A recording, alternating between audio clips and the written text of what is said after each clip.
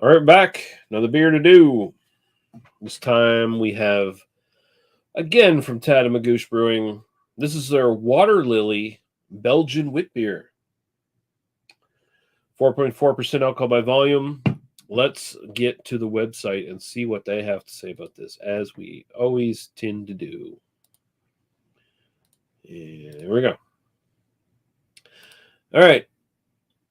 Take on traditional Belgian wheat beer. It's brewed of raw wheat, spiced with cacao orange peel, coriander, and elderflower. That's interesting. That's a little. I need to know what elderflower is like. I don't think I'm sure I've had beers with elderflower in it before, but I don't know exactly what it tastes like.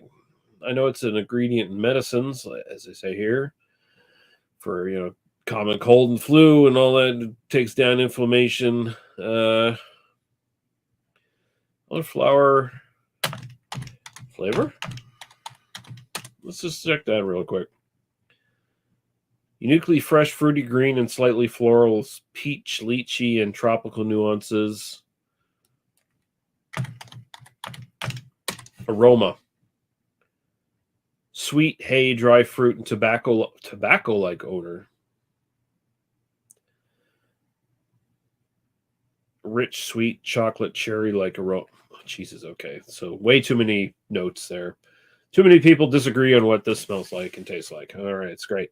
Water, malt, hops, yeast, wheat, orange peel, coriander, and elderflower. So, yeah. That's what it is. Anything on the can different? This is a little bit more special label, not just they never really put a spiel on their cans. They never really do that. They just kind of give you the ingredients, which I appreciate. Although they don't tell you what hops necessarily. You got to kind of go to the website to see that. But yeah. They're more about just a mission statement. We're a family-owned and operated microbrewery located in the heart of Tatamagouche, Nova Scotia. In 2014, we converted to an old butcher shop, and they have the butcher block red, which is excellent. Converted an old butcher shop into a community brewery. Still make small batches of tasty, handcrafted beer. I agree with that. So let's see if they can nail one of the most classic styles. A style that used to be spearheaded by Hoegaarden, which is now sadly long dead, even though the brand still exists. But Hoegaarden is dead. Let's be fucking real about that.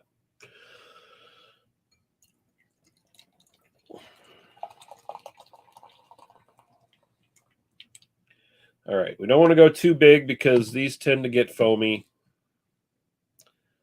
All right. So yeah, got a good foam going there. Again, looks a little darker. Looks like kind of a golden amber there on the screen. It's a very light golden color in reality. It's got that typical foamy head that you're going to get from a Belgian wheat. But let's go to the aroma here.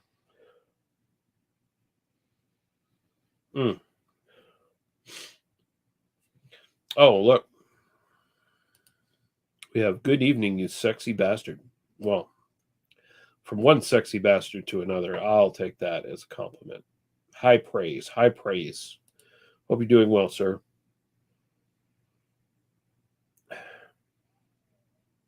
So yeah, nice musty wheat coming up. A little bit of like slightly kind of banana-ish kind of shit.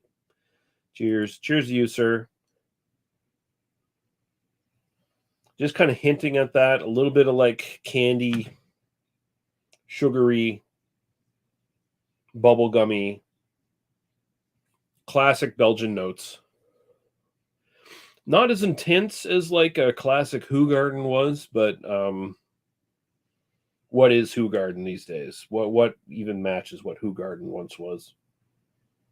I think you got to kind of like brew it where Hoegaarden was in Belgium, and get that, like, local kind of terroir, as it were, to really get that intensity. And Redbeard says, "Isn't it Hoegaarden?" No, that is a common misnomer. It is actually pronounced Hoegaarden. I mean, you can call it Hoegaarden at this point. It kind of is Hoegaarden at this point because it hoed itself out to, like, what, Molson or whoever the fuck bought it, Anheuser-Busch, whoever the fuck bought it. They kind of hoed themselves out. Yeah. So I guess they are Hoegaarden now. All right, this smells good. It smells pretty much straight up classic. Not super intense for a Belgian wheat, but it's there. It's pretty good. It's a good taste. Cheers.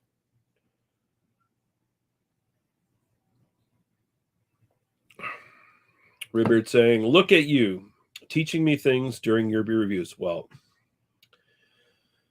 I mean, Lady Lee's going to school for being an educator. I just pretend to be one on the internet. So there we go.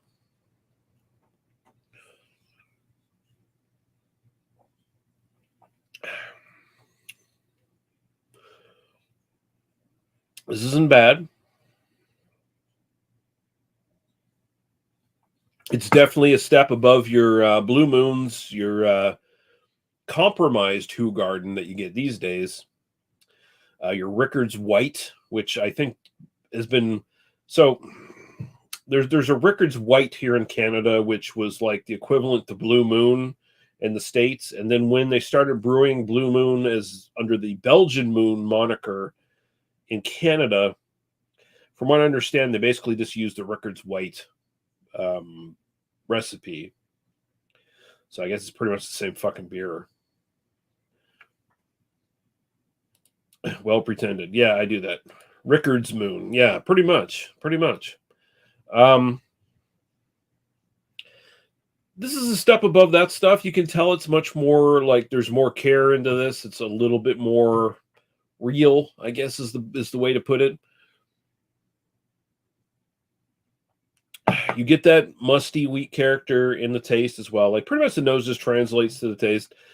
You get that slight bubblegummy kind of sweetness, like the kind of bubblegum you get from like old trading cards, like that kind of taste is a very common like Belgian yeast taste that you'll get out of like a Belgian wit. So I'm assuming they actually do straight up use like a Belgian yeast strain of some sort in this. It finishes like it just evaporates.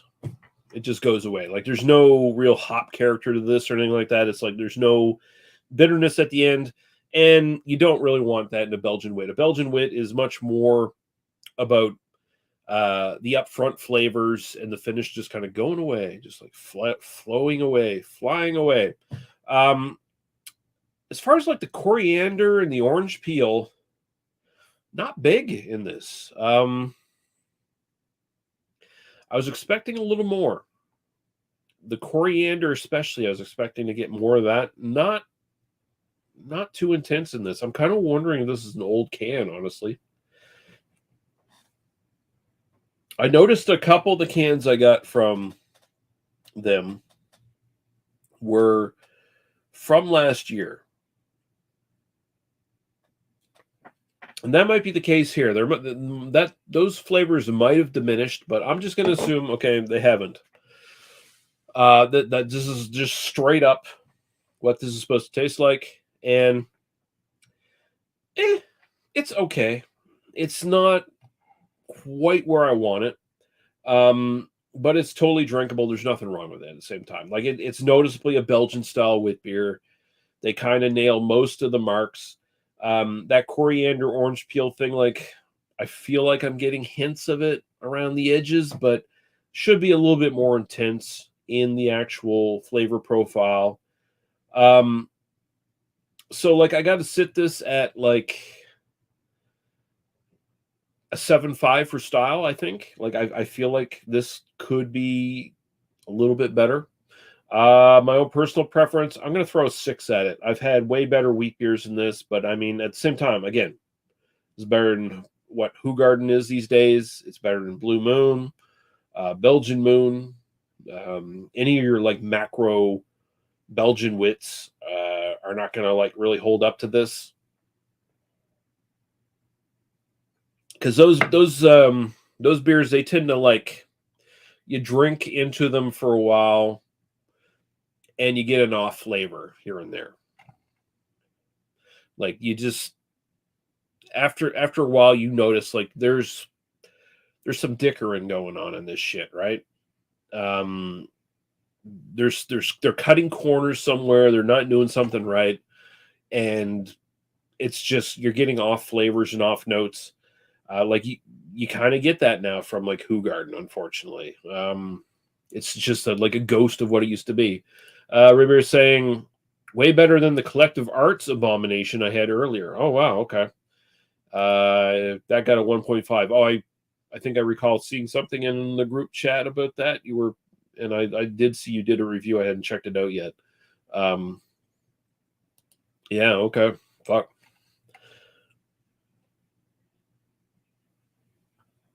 And he says, way too many companies are cutting way too many corners these days. We're all doomed. I mean, doomed in a sense, maybe. I got a feeling that a lot of these companies who are cutting corners are not going to last. That's the thing. Like, unless they're like a tourist brewery or some sort, then they might last. But I don't know. These little niche breweries popping up and stuff everywhere, unless you got like something really fucking good going on, you're probably going to die. Honestly, I think. But yeah, this is all right. Tatamagouche, probably the least impressive beer I've had tonight. But still not bad. River says, I mean, big companies ruining the world. Well, yeah, I mean, that's still going on. They're going to buy up all the good companies and ruin them. But hopefully we'll all be dead before that totally happens. Hopefully we'll still have some choice, some selection we can go to before we go to our graves, or our cremation urns, whatever. I think maybe we're the last couple generations that are going to have it good before the world really goes into a downward spiral where we have to the human race either is doomed to die or we get a big reset somewhere where it feels like we're going in that direction. And he says, "Yay for no kids." Feel pretty bad for my niece and nephew. Yeah, that's the thing. I do feel really bad for the future generations, especially because I don't think our generation necessarily, like Gen X, millennial, is to blame for all the problems that are happening right now. It's really just kind of the boomers before us that kind of ruined the world. And now we're all just seeing the fallout of that. But yeah. On that happy note, did I get my personal preference on this? I can't even get climate change. Winter was fucked this year. Yeah, we had like a week of real winter this year here in Nova Scotia. I know like Ontario and New Brunswick and places had it a little worse, and of course, fucking Western Canada, they always have it worse because they're just like a barren wasteland where I gave all the info I needed. Okay, yeah, I can't even remember what scores I gave it at this point. It was okay. I probably wouldn't buy it again. I definitely wouldn't buy it again. I wouldn't buy it if it was on the shelf either. Honestly, it's just like there's a couple other like wheat beers on the shelf right now that I would probably jump into before this, but it's better than your Belgian Moons and your Hoegardens and stuff like that you can get.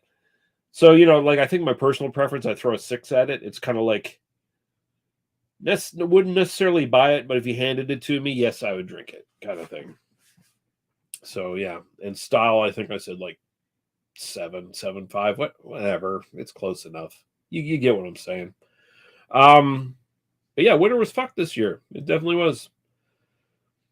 There was a lot more spring than winter this winter. And now we're getting to spring. Maybe we should call it sprang or sprung or something like that. Change it up. Because, like, I don't know, seasons aren't really a thing anymore. It's just kind of like mildly wet and cold and windy, and then super fucking hot, and then back to mildly wet and windy and cold, and then maybe a week or two in between that is like, oh, we get snow. Splong. Splong. There you go. Lousy splong weather. That's a good one. I like that one. All right. I got like one other beer to do, I think, tonight? No, one or two. I can't remember. I think I just got one.